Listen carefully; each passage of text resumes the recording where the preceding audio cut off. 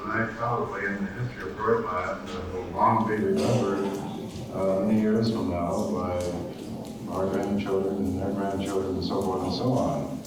Ladies and gentlemen, the finest jazz artist the world has ever known, pianist, the amazing Mr. Bud Powell. It has been a very long time, and we're so happy to have you back, Bud. Really, we are. Is there something you'd like to say to the audience?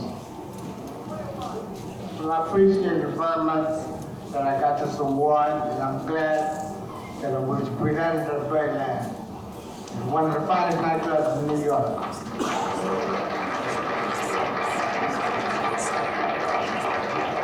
Needless to say, and I say this from the bottom of my heart, but it couldn't have happened to a nicer person, really. I mean it. The best to you always. Oh, you guys enjoy this?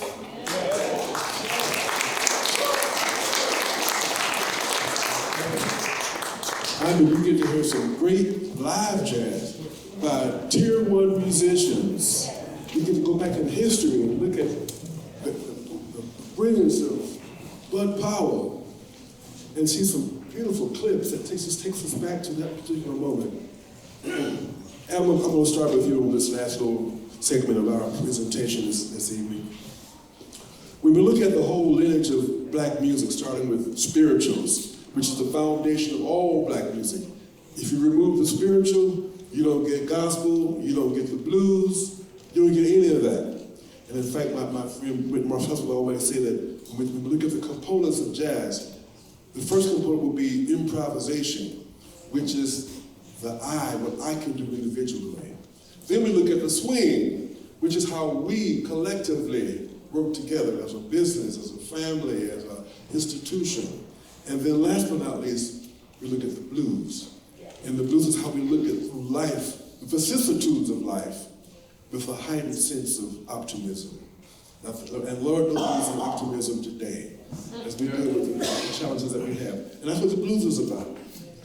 The things are not going to always go our way, but we know, in the words of Kendrick Lamar, we're going to be all right at some point. Now, talk to me about this whole lineage between bebop and hip-hop. Give me the correlation between those two. Is there a through line? Because you do both extremely well. So, for me, okay, I'll speak personally, the connection that I made through it, because there's definitely a through line, but the way that I experienced it was kind of unique. So, for me, I started off playing classical piano and playing in the church. And I told you my dad is a pastor. I was secretly obsessed with Busta Rhymes.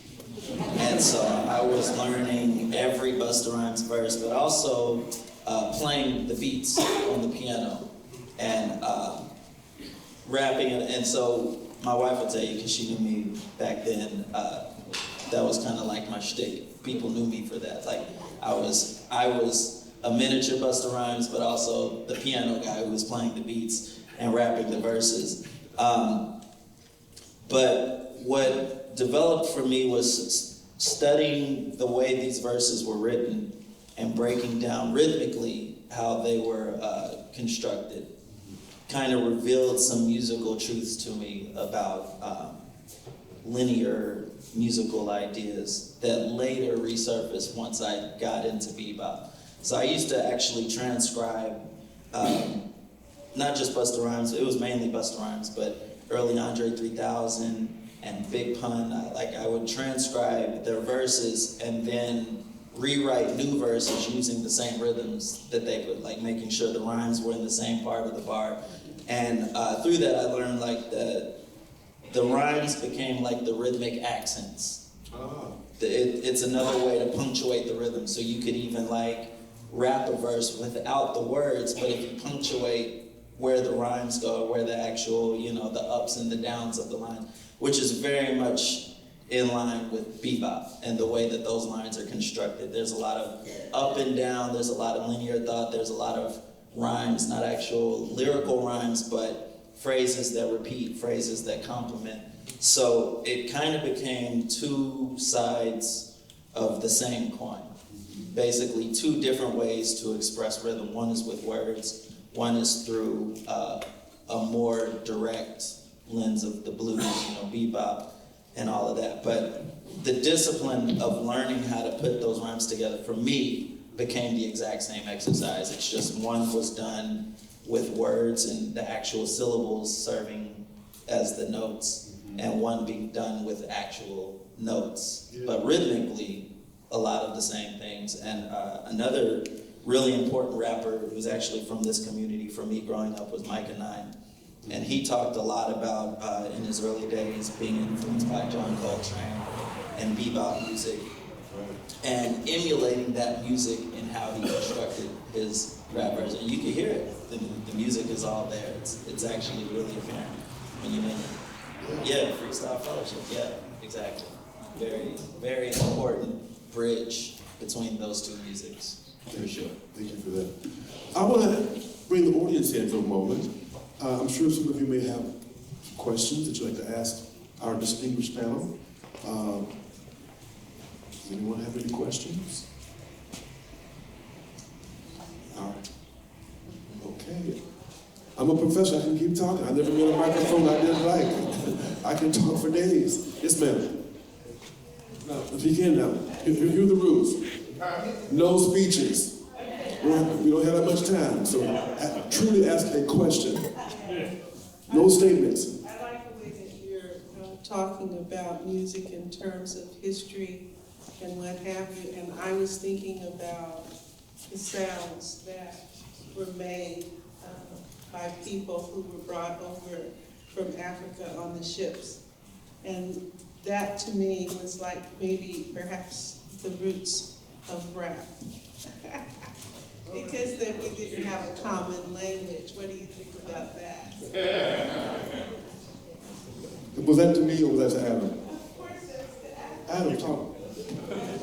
Yeah, absolutely. I think that everything we do musically has roots in where we've come from. And I think that things develop, and a lot of things develop for commercial reasons.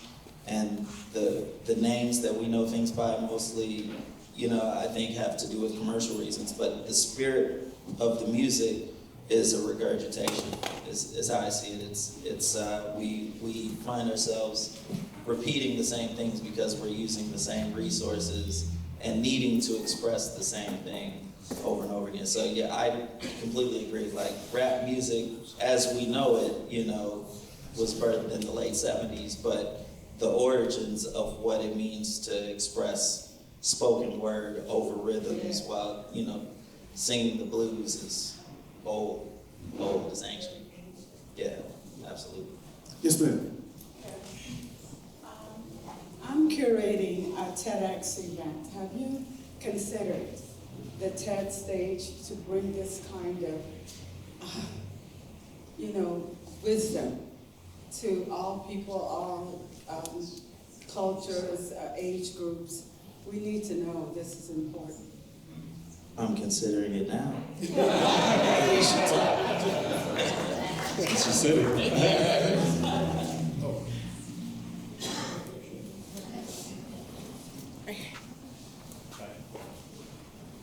Is there a way that we can actually see the entire film? Is there a platform or something?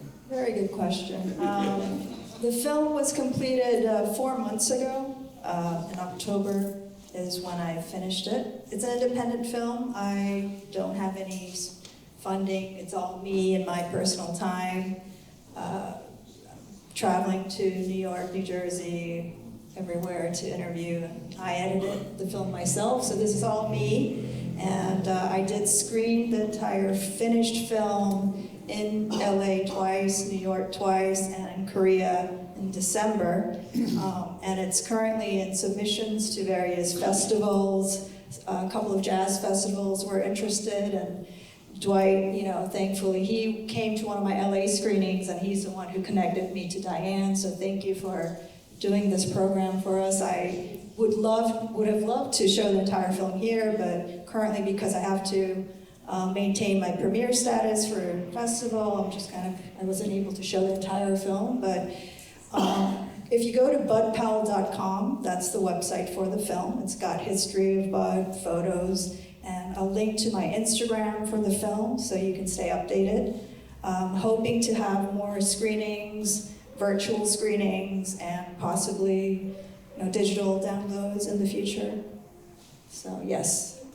74 minutes, it's not long, it's a good length for a documentary, and if you are a Bud Powell fan or a jazz fan, I really think you would love it, so stay tuned. Yes.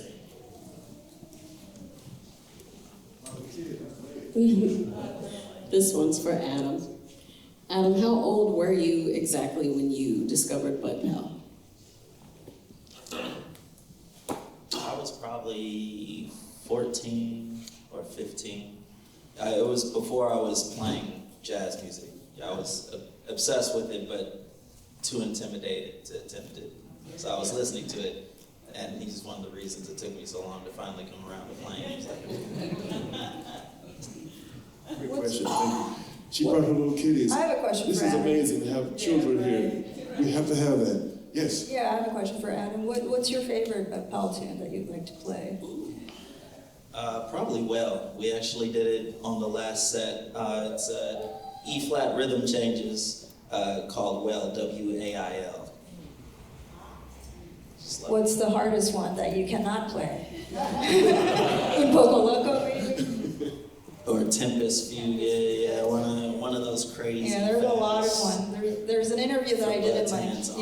in my film. I asked a piano teacher in Vermont, how hard is it to play Bud's music? And he says, well, one way to answer that is, I've been learning in Poco Loco my entire life, and I'm still not done. Yeah. So that's how hard it is to play Bud's music, and he does it so effortlessly. I think it's important to point out that just like Adam, Bud Powell started out like studying classical piano, which is probably where he gained his dexterity on the instrument. Yeah. I mean, he could really play the piano.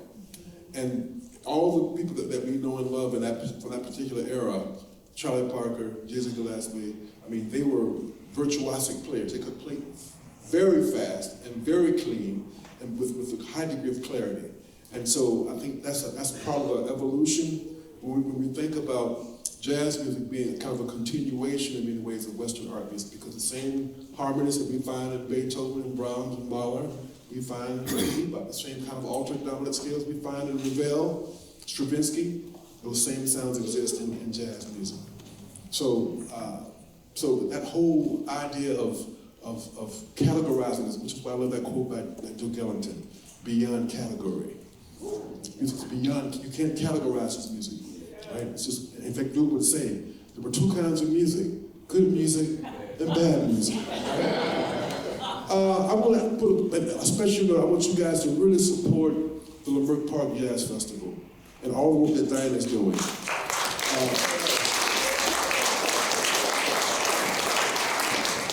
Support her not only with your attendance, but with your dollars.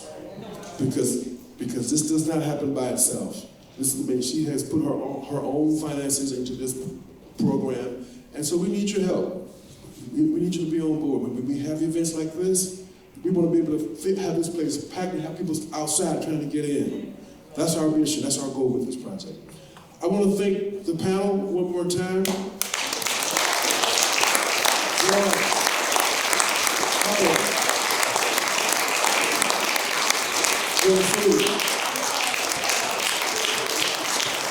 Thank you all so much for coming tonight. And there's a hand up. Yeah, I'll be very quick and short. You mentioned that there's always a connection of this music to society and so-called non-music. So this is my question. Let's start with, I'll make a question kind of a statement. How can you hate and hurt people who have this and bring it to the world? So how can you hate with that? How can you hate people when they have this and you bring it to the world? Say it again. How can you be against people who have this and bring it to the world? So it's like a question I have. And so I think the more you bring something like this, like Bud Powell, the idea is that it could reduce hate when you show people this is what we have and it's for everybody. So, you know. Yes. Yeah, that's all I'm saying. Because people find a reason to hate. When they find something to say, What a great way to end our look session. what they have. Right now, we're trying to reduce hate, right? Any last words you have? You good? Just want to thank you all for being here. Thank you to Diane Robertson and the whole team for putting events like this together. Like it's been said, we do need more of this. I think when people actually deal with it, it does kind of become impossible to hate. You know, hate is kind of the refusal to deal with it. So yeah, if we're dealing with it, we're doing all right. All right.